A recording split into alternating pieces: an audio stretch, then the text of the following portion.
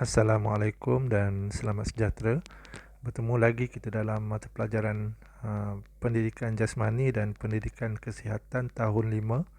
Tajuk yang akan cikgu sampaikan pada minggu ini ialah pengaruh positif rakan sebaya. Standard pelajaran 7.1.1. Murid-murid boleh rujuk buku teks halaman 90.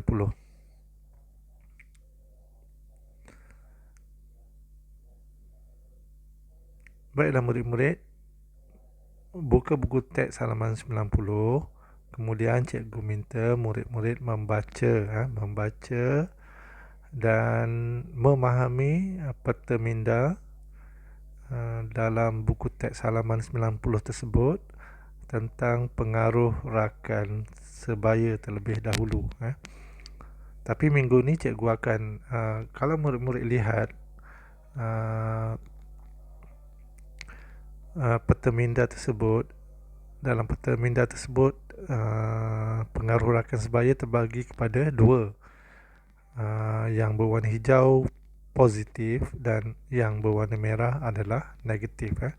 Tapi untuk minggu ni cikgu akan ajar pengaruh positif rakan sebaya. Nanti yang pengaruh negatif pada minggu akan datang.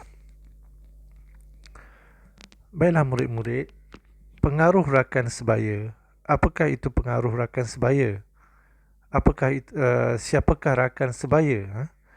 Rakan sebaya ialah sekumpulan orang yang berada dalam umur yang sama atau hampir sebaya antara satu sama lain. Maksudnya umur yang sama baya dengan murid-murid. Rakan sebaya ni orang yang sama baya dengan kita sama baya ataupun yang hampir sama. Sama ada kita tua 1 tahun ataupun muda 1 tahun, 2 tahun, itu dikira sebaya. Pengaruh rakan sebaya banyak mempengaruhi sikap dan akhlak remaja. Oleh itu, kita perlu mengetahui pengaruh positif dan negatif rakan sebaya dalam kehidupan seharian. Sebenarnya kelakuan kita ni, sifat kita ni banyak dipengaruhi oleh rakan sebaya. Rakan sebaya. Ketika kamu dari fasa beralih dari zaman kanak-kanak ke remaja ni, memang paling pengaruh rakan sebaya ni memang kuat. Memang kuat. Apa yang rakan sebaya buat, kita akan buat. Biasanya macam tu. Jadi sebab tu pentingnya kita memilih rakan sebaya yang positif.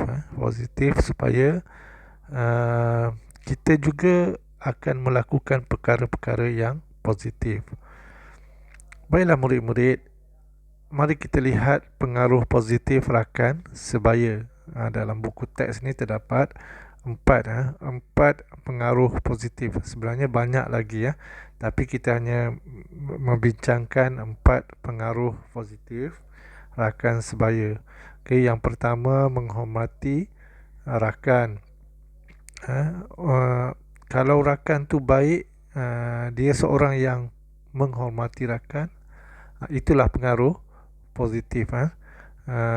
Kawan yang mempunyai pengaruh positif, mereka mempunyai sifat lemah lembut, hormat hak orang lain, menghormati barang kita,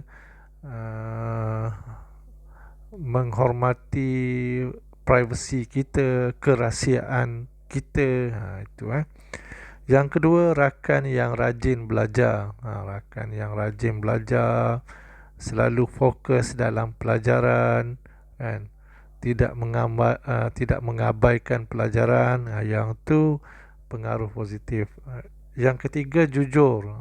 Sahabat ni mesti jujur, bukan seorang yang mengkhianati, kan? Ikhlas dalam berkawan, bukan atas sebab-sebab tertentu nak berkawan dengan kita. Itu jujur. Yang keempat, menepati masa. Orang yang selalu menepati masa, bukan janji pukul 5 datang pukul 6, itu bukan. Dia orang yang menepati masa ni, kalau berjanji dengan kita, ataupun bila plan sesuatu perkara. Contohnya plan pukul 5, datang pukul 4.45, datang lebih awal daripada waktu yang dijanjikan. Itu orang yang menepati masa. Okey, baiklah, kita pergi satu persatu. Rakan yang menghormati rakan, itu yang pertama. Pengaruh positif. Seseorang yang menghormati rakan. Yang pertama, sentiasa menyokong perkara baik dilakukan rakan. Itu masuk menghormati rakan kan. Bukan memberi pandangan negatif terhadap apa yang kita lakukan. Kita buat benda baik, dia sokong kita kan. Contohnya kita masuk dalam sesuatu pertandingan, dia menyokong dari belakang, memberi kata-kata semangat kan. Bukan memberi kata-kata negatif. Contohnya, engkau jangan masuk lah, nanti kalah kan. Itu kata-kata negatif. Jadi salah satu cara, ciri-ciri orang menghormati rakan ialah dia sentiasa menyokong apa yang kita lakukan, perkara baik yang kita lakukan. Yang kedua, sentiasa menghargai nilai persahabatan. Itu orang yang menghormati rakan lah. Dia menghargai persahabatan kita dengan kita ni kan. Tidak memandang rendah pada kita kan. Walaupun perbezaan darjat, walaupun kita orang susah, walaupun kita bukanlah senang, walaupun kita ditimpa kesusahan, dia sentiasa menghargai kita. Yang ketiga, cara menghormati rakan. Nak tahu seseorang tu menghormati rakan ataupun tak, kawan yang menghargai perbezaan, kan. Bukan seseorang yang asyik nak bergaduh dengan kita kan. Bukan seseorang yang asyik nak bertekak dengan kita. Itu kawan yang kawan yang menghormati rakan. Kita hormat pandangan rakan kita. Kita pun samalah kan. Kita hormat pendapat orang lain. Kita hormat apa yang nak dilakukan oleh orang lain. Okay, jangan kita larang, jangan kita bantah, jangan kita bertelagah dengan orang lain. Itu cara kita menghargai perbezaan. Okay, yang seterusnya, rakan yang rajin belajar. Ini pengaruh positif. Pengaruh positif. Biasanya yang ni lah paling penting zaman remaja kan. Kalau rakan kita tu rajin masuk kelas Google Meet, contohnya kelas Google Meet cikgu ni kan, kita rasa nak masuk juga kan. Bukan asyik main game je kan. Kalau kita pilih kawan yang kaki gaming tu kan, kita pun terpengaruh lah kan. Jadi pilihlah rakan yang rajin belajar, supaya apa, kita terdorong sama. Kita terdorong sama untuk rajin belajar juga kan. Yang kedua, kawan yang boleh membantu kita meningkatkan dalam pelajaran. Orang yang rajin belajar ni biasanya dia pandai kan. Jadi dia boleh share dengan kita. Kita boleh buat study group contohnya kan, untuk meningkatkan diri dalam pelajaran masing-masing. Okay, yang ketiga, jujur. Jujur. Kita pilih kalau seseorang tu orang yang jujur, sentiasa bercakap benar, tidak menipu kan, amanah, tu baguslah kita buat kawan. Itulah pengaruh positif kawan. Sahabat yang jujur adalah salah satu kawan yang terbaik yang boleh kita miliki. Yang susah juga nak pilih sahabat yang jujur ni kawan baik kita, BFF kita ni kan. Susah sebenarnya. Kalau dapat tu minta hargai. Jangan kita jauhi orang yang jujur. Amanah dan kejujuran adalah asas dalam sebarang perhubungan. Pentingnya amanah dan kejujuran. Dalam Islam, orang yang jujur akan mendapat 3 perkara. Ni Saidina Ali, Abi Talib, dia ada pernah berkata, orang yang jujur akan mendapat 3 perkara. Yang pertama, kepercayaan. Kepercayaan siapa? Kepercayaan orang, kan? Orang yang jujur ni, orang akan percaya pada kita. Kalau kita tak jujur, kalau kita selalu menipu, orang tak akan percaya pada kita, kan? Yang kedua, kita akan dapat cinta, kasih sayang lah. Cinta ni bukannya uh, uh, cinta dari lelaki terhadap perempuan ataupun perempuan terhadap lelaki saja, ya. Sayang, kasih sayang siapa? Kawan-kawan, orang, cikgu sayang kita, jiran-jiran sayang kita, ahli keluarga sayang kita. Itu maksudnya. Berbanding kalau kita ni tidak jujur dan tidak amanah, kan, kita tak dapat, kita tidak akan dapat rasa kasih sayang tu. Yang ketiga, kehormatan. Itu yang kita dapat kalau kita ni seorang yang jujur, yang jujur dan amanah. Jadi kita perlu, kita sendiri sebagai kawan kepada orang lain, kita perlu ada sifat jujur dan amanah.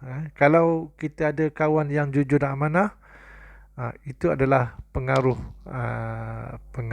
positif, pengaruh positif rakan. Kita berkawanlah dengan dia. Kalau kita ada, kalau seseorang kita dalam lingkungan kita tu, dalam persekitaran kita tu ada seorang yang jujur dan amanah, kita berkawanlah dengan dia, tak rugi pun. Yang keempat, seseorang yang menepati masa.